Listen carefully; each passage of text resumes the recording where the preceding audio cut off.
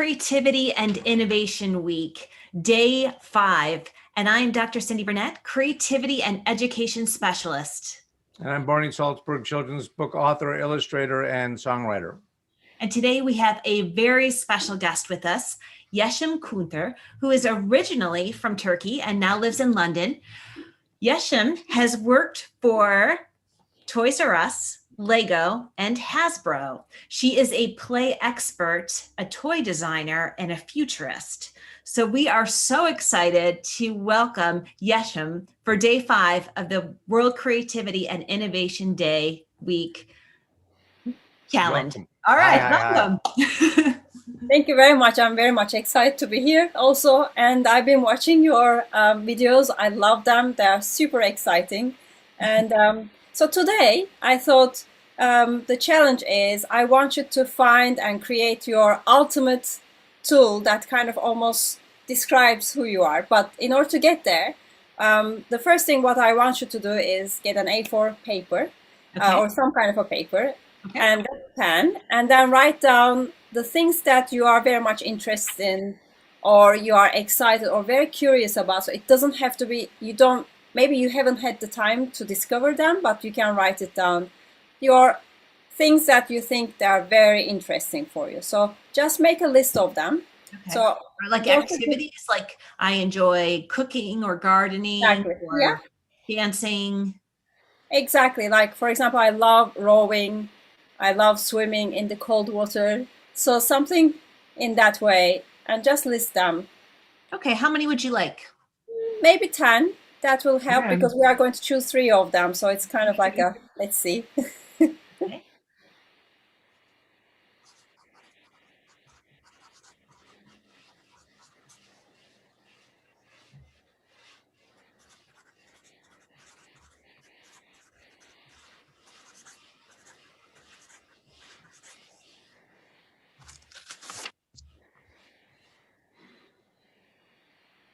Is eating ice cream one, Yesim?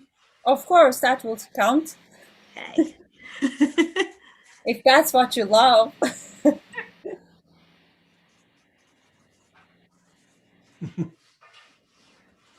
It can be funny. It can be something that's ridiculous. It's not a problem. It's all about you.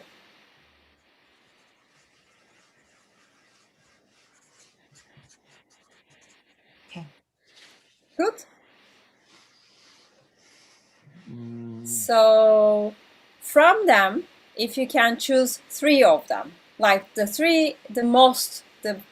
most important. So what I want you to do is, after you choose 3 of them, you are going to look at the ultimate tool that represents them.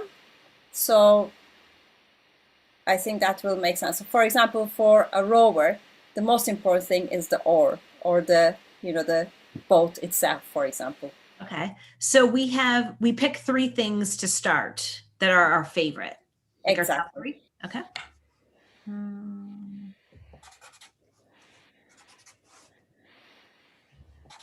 This is hard to pick 3. I know.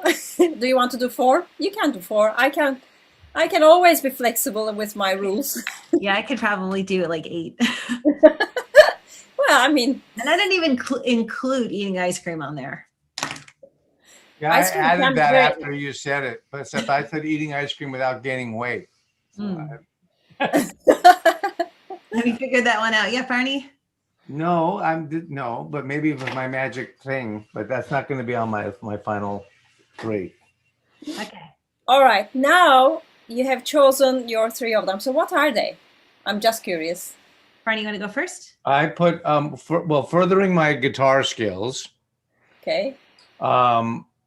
Furthering my drawing skills. And continuing to tap into my imagination. All right. More ease. Not that it's an issue, but I want to continue. I don't want to lose that. Yeah, I agree. I'm with you on that totally. And Cyndi? Reading, creating stuff, dancing, and playing with my children. Okay. So now I want you to think about a tool that can almost make it easy, that can represent that. Each one. For example, in 3 of them actually you can use, because what I want you to do is merge all of them together at the end. Okay. So 3 of them, for example, for drawing, let's say it can be a pencil. I'm just saying it, you don't have to follow what I'm saying, of course. But just to think about, like, what would you need for that ultimate thing that will be make it easier for you to continue on doing that. Okay. And you want us to write those things down? Yeah, I think it can be easier, because then what I want you to do is use your aluminum foils. Don't tell us yet. So write down those 4 things, or those things. Okay. Well, this is where for me, well, maybe having some bit of a roadmap is helpful, but I also always say, I think with my hands, like if I start playing, I might create something on the fly. Exactly. I can imagine that. It makes it easier, definitely. Well, some people, like my best friend's an architect, he needs a roadmap. He can't riff this way. Yeah, I do sometimes sketch for those kind of situations, sometimes, and most of the time, actually. And mind maps are perfect for that also. Well, it's interesting, like, to have one tool to solve all these things or facilitate them. I'm not sure. I mean, you can choose, it will make it easier to think about tools for each of them, and then we are going to go to the next stage. Okay. Not sure yet. Okay. Now, do you want to share your tools? Sure. Okay. You want me to go first? Ahead. A music note for dancing, a book for reading, a ball for playing with my kids, and an unusual object that's easy to morph into different things for creating stuff. Oh my God, I'm so wondering what's going to come out at the end. Well, how realistic does this have to be? Because my brain went to like magic glasses that would, like, I don't know why I felt like I needed to tap into Leonardo da Vinci. You can definitely do that. So I wanted like this kind of, I'm picturing glasses that when you put them on, you kind of go through time and have a connection, like a digital umbilical cord to the past. I don't know that I want to make a digital umbilical cord, but that's just the vision I had. That's totally acceptable, definitely. Hey. I might just wrap my head with this stuff. Yeah. So now what? Now I want you to have your aluminum foil. And now what you are going to do is, with all those tools, you are going to put them together and create one item. So do we create one at a time and then put them together, or put them together all at once? I think you can put them all together at once, because you are almost streamlining your idea. So some of them might be even easy, like if it's a ball, for example, let's say, it might be helping you for the other thing. I'm just making it up. But it's all up to you, your imagination, and playing with aluminum foil, because they are so fun to play with. I don't think I've done this in a long time. And we can recycle this when it's done, correct? Exactly. And also, it's very easy to shape it. It doesn't make any mess. So I use it in most of my play workshops. I haven't really thought about using this to build stuff. I'm always using sculpting clay. This is kind of fun. Yeah, I mean, Sculpey clay is very nice, no question, with different colors. This one is quite interesting because it's almost like you wouldn't think that you would be using it, so it's kind of like breaking the convention. So that's the reason. Okay, this is thinking with my hands. It's changed as I started. I know, it's magical, isn't it? Your hands always. I like how it can. I'm going to wonder what happened to all the aluminum foil now. And the dog wants it. This is not food. Hi.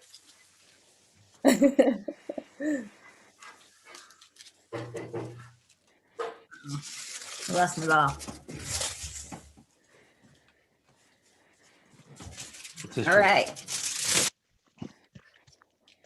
And don't forget, this is going to be the power, like almost Thor's, for example, the hammer, or the Harry Potter's, the wizard's wands. You are creating your ultimate powerful tool. Right.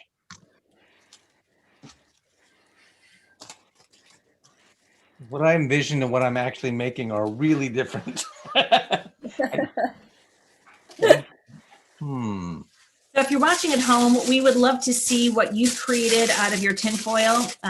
So make sure you post that in the comments, either on our YouTube page or on Facebook. We would love to see what you have created. I have to say, I really do enjoy this medium of tinfoil because it's just so malleable. All right. Yes, I'm sure this is thrilling to watch. I'm sure. Dog's watching me very closely because this sound is associated with food. I know, I can imagine that. I have done it with 120 students in a university in one class, and the tinfoil sound was amazing. Great. That sounds like thunder.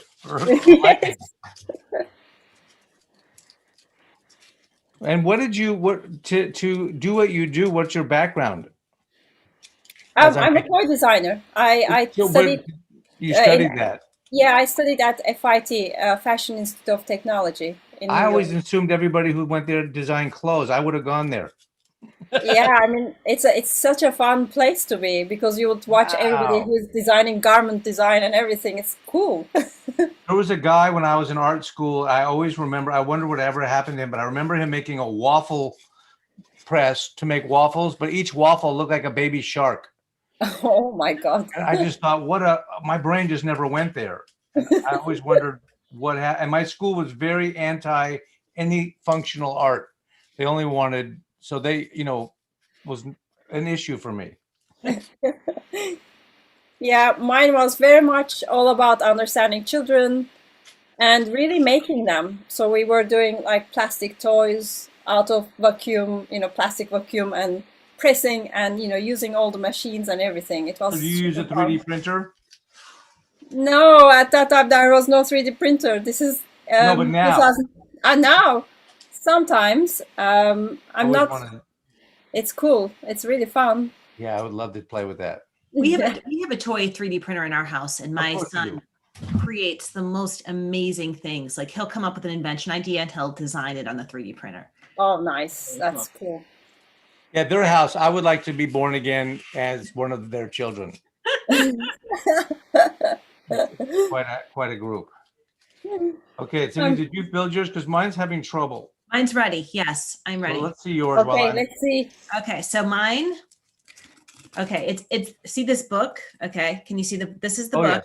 Okay, and holding the book is this sort of the creating thing. So I create things from the knowledge that I have that I learned from books and from experience. And then inside is the music and the ball. So you can throw them up in the air. So it also becomes like its own little game. Cool. Like what do you think? Yeah, I love it. It's so cool. It's great. It's almost like a magical book with all these things becoming reality. Ooh, I almost caught both that time. That's mine, not Barney. Quite as functional. Okay. So you have to really use your imagination because it's going to probably fall apart when I hold it up. I thought the scepter kind of idea was leaking into my thoughts, but this are 3 lenses of glasses built on a staff that is a drawing utensil. So I was envisioning looking through this into Leonardo da Vinci's world, and the power that I gained while I was there, I could use with my hand to create art. Oh, I love it. It's almost like Philip Pullman's, you are almost going through different layers of timelines. Right. That was the really good lenses. Love it. Oh, that was fun. Excellent. That was great, Barney. I really like that. Yeah. Interesting idea. I want that. Me too. Me too. Yeah, pick a time and period that you want to be able to plug into, and it'll all come in through your eyes and your hands. I love that. That's good. Like I was watching these medieval time and what they were doing. I decided if I go there, I would be dead, probably. So it would be nice to watch it. I think you. Oh, right. Yeah. But I think you'd probably be inventive enough to survive. Okay. Thank you very much. This was really interesting. Yes. Yeah, Yesim, thank you so much for joining us today. I thank you very much for It was inviting me. so much fun to connect with you and to play with you. And we really appreciate you coming out as part of World Creativity and Innovation Week. So tomorrow we have Alessia Berti from Italy, who will be joining us, and we will be making something in the kitchen, Barney, right? Yes. We're making something in the kitchen tomorrow. So join us tomorrow, same time, 12 p.m. Eastern Standard Time. Yesim, thank you again, and best of luck to you. Great. See you. Thank Bye. you.